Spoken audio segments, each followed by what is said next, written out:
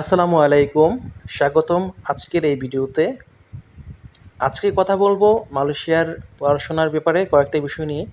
যারা মালয়েশিয়াতে স্টুডেন্ট ভিসায় আসতে চাচ্ছেন তারা কয়েকটি বিষয় মাথায় রাখবেন এবং একটা প্রপার প্ল্যানিং নিয়ে আপনারা কিন্তু মালয়েশিয়াতে আসবেন। আদারওয়াইজ আপনারা কিন্তু এখানে এসে পস্তাবেন। আহ, প্রথমত হচ্ছে অনেকেই বলে যে ভাইয়া এখানে হচ্ছে ফুল টাইম বা পার্ট টাইম করার সিস্টেম আছে কি না, এখানকার সিচুয়েশনটা কীরকম। প্রথমে আমি বলে রাখি এখানে তো আসলে ফুল টাইম জব করার অ্যালাউ তো নাই। পার্ট টাইম করার অ্যালাউটা আছে, বাট কিছু শর্ত সাপেক্ষে। এখানে ইউরোপের মতো আপনার সিস্টেম নাই যে আপনার পার উইক 20 আওয়ার্স বা এরকম আপনারা জব করতে পারবেন, বিষয়টা এরকম না। মালয়েশিয়ার ইএমজিএস ওয়েবসাইটে গেলে দেখতে পারবেন, সেখানে উল্লেখ আছে যে আপনি পার্ট টাইম করতে পারবেন, তবে শুধু সেমিস্টার ব্রেকে এবং হচ্ছে যেই হলিডেগুলা 7 দিন বা তার বেশি থাকে। তো যদিও এই সময়টা আসলে খুবই কম, কারণ সেমিস্টার ব্রেক কিন্তু মালয়েশিয়াতে মানে লম্বা সময় থাকে না। এখানে হচ্ছে ধরে নেওয়া যায় যে 15, 20, 25 বা 1 মাস এরকমই থাকে, মোটামুটি এরকমই থাকে। তো এই সময়টা আপনি জব করতে পারবেন লিগেলি। তারপরে হচ্ছে আপনাকে কিন্তু এই সময়টা জব করার জন্য আপনাকে হচ্ছে ইমিগ্রেশন থেকে পারমিশন নিতে হবে। অ্যান্ড আপনি সব সেক্টরে কাজ করতে পারবেন না, কিছু সিলেক্টিভ সেক্টরে কাজ করতে পারবেন। তো অনেক মানে মোস্ট কথা যদি বলতে চাই, আসলে পার্ট টাইম করাও অ্যালাউ থাকলেও আমরা আসলে একদমই স্পেসিফিকভাবে আইন মেনে পার্ট টাইম করাটা খুবই খুবই খুবই টাফ।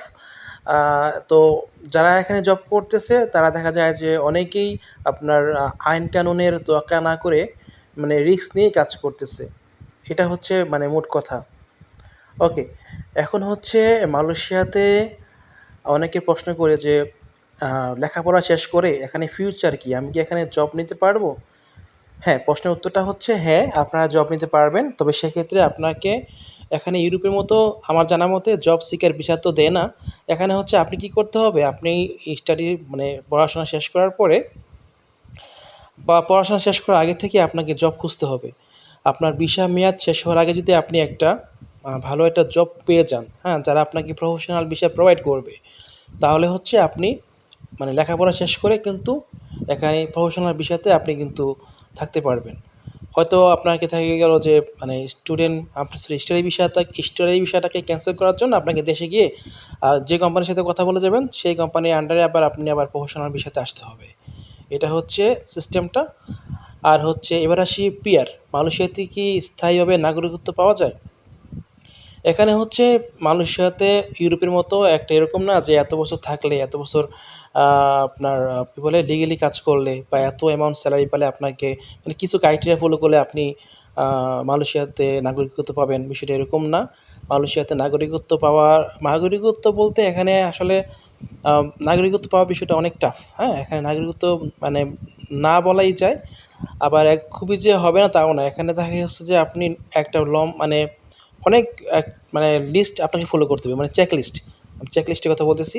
অনেক চেকলিস্ট আপনাকে ফলো করতে হবে, যে লাইক কেউ হচ্ছে আপনার এখানে কেউ যদি বাড়ি করে ফর এক্সাম্পল সেকেন্ড হোম, বা কেউ যদি খুব মানে ভালো মানের টাকা ইনভেস্ট করে, হ্যাঁ, মানে তারপরে যদি কেউ এখানে বিয়ে করে, মানে অনেকগুলো ক্রাইটেরিয়া ফলো করলে এখানে মালয়েশিয়াতে নাগরিকত্ব না সঠিক আমার জানা মতে আপনি লম্বা সময় ধরে থাকার একটা পারমিশন পাবেন। হ্যাঁ, তো এটাই হচ্ছে বিষয়টা।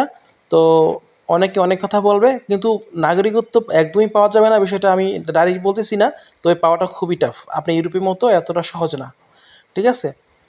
কিছু কিছু ক্ষেত্রে দেখা যাচ্ছে যে আপনাকে মালয়েশিয়াতে লম্বা সময় থাকার একটা মানে পারমিশন দেবে, আবার হয়তো আপনি নাগরিকত্ব পেতে পারেন, বাট সত্যি বলতে বলতে এটা খুবই টাফ। এটা মালয়েশিয়াতে যদি আপনি প্ল্যানিং করে আসেন যে নাগরিকত্ব মানে নেবেন লেখাপড়া করে তারপর একটা লম্বা সময় সার্ভিস দিয়ে, এত সহজে ভাবলে আসলে মালয়েশিয়া আপনার জন্য না।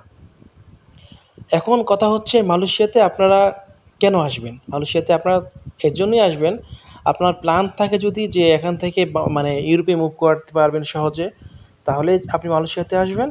আপনার প্ল্যান যদি থাকে যে আপনি মালয়েশিয়াতে মানে দেশে থাকার চাইতে মালয়েশিয়াতে একটা ভালো মানের একটা এডুকেশন আপনি নেবেন, একটা ভালো মানের সার্টিফিকেট নেবেন, তাহলে আপনি মালয়েশিয়াতে আসতে পারেন।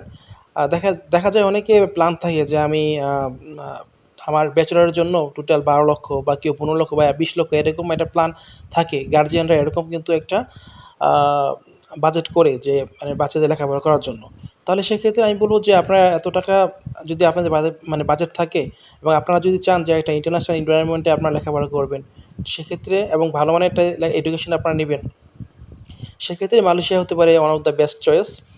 মালয়েশিয়াতে দেখা গেল যে আপনি আসার ক্ষেত্রে অনেক মানে মানে অনেক ইজি, কারণ এখানে আপনার ব্যাংক স্টেটমেন্টের ঝামেলা নেই। প্রাথমিকভাবে আপনার আইএল টেস্ট লাগে না, মানে আসার জন্য কিন্তু আইএল টেস্ট লাগে না।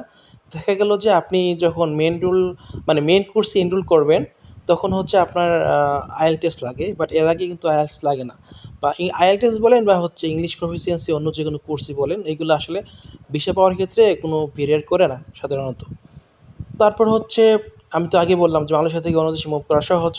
সো এই কিছু বিষয় আছে, আপনারা যদি আপনি ক্যালকুলেশন করেন, আপনি চিন্তা করে দেখবেন যে আপনার জন্য কি মালয়েশিয়াতে আসাটা কি সুইটেবল হবে কি না।